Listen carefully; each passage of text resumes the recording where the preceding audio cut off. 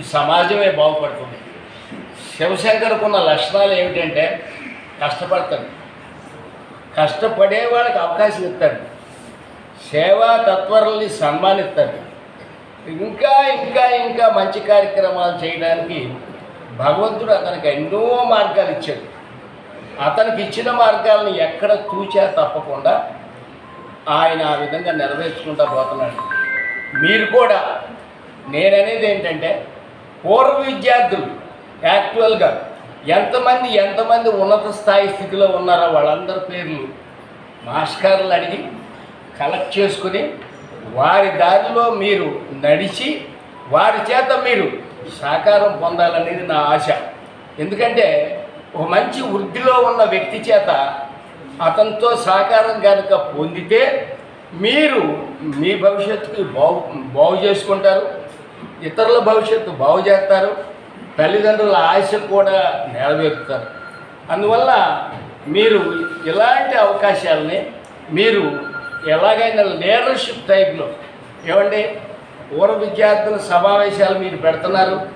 ఇందులో పూర్వ విద్యార్థులు ఎంతమంది వచ్చారు, వాళ్ళు ఏ స్థితిలో ఉన్నారు, ఈ సొసైటీకి కావాల్సిన సహకారం ఏమైనా అందించగలరా, అలాంటి సమాచారం తెలుసుకుని మీరు నడిచి మీ భవిష్యత్తుని తీర్చిదిద్దుకోవాలని ఇలాంటి శివశంకర్లు ఎంతమంది ఉన్నారో కూడా ఐడెంటిఫై చేసి వాళ్ళందరికీ ఇప్పుడు చదువుతున్న విద్యార్థులే మీరు సన్మానం చేయాలి. పూర్వ విద్యార్థులు అనే వాళ్ళకి మీరు ఆదర్శంగా మీకు ఆదర్శంగా మేము ఉండాలనుకుంటున్నాం. సుభాషితాలు మీరు కొన్ని చెప్పండి, మీ సహకారం మాకు ఎలా అందిస్తారో కూడా చెప్పండి అని క్వశ్చన్ వేసే పరిస్థితికి మీరు రావాలి. స్టూడెంట్ అంటే క్వశ్చన్ వేయాలి, మీకు తెలియంది క్వశ్చన్ వేయాలి, తెలుసుకోవాలని ప్రయత్నం చేయాలి. అలా తెలుసుకుని మీరు ప్రయోజకులైతే వీళ్ళు అనుకున్న ఈ పూర్వ విద్యార్థుల సంఘానికి ఉన్న ఆదర్శం తెలుసుద్ది.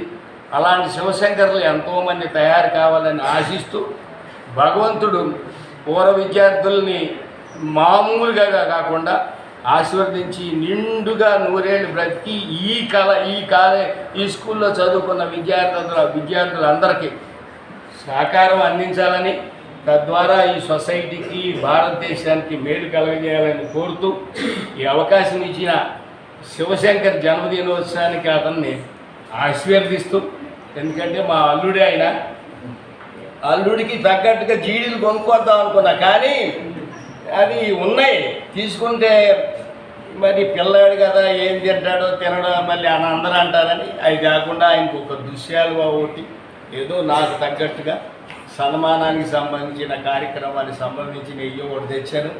అది కూడా ఆయన స్వీకరిస్తాడని ఆశిస్తూ ఆ కార్యక్రమం పెట్టినప్పుడు దాన్ని అందజేస్తానని ఆశిస్తూ ఈ అవకాశం ఇచ్చిన మీకు, వేదికను అలంకరించిన పెద్దలందరికీ అందరికీ నా హృదయపూర్వక ధన్యవాదాలు తెలియజేస్తూ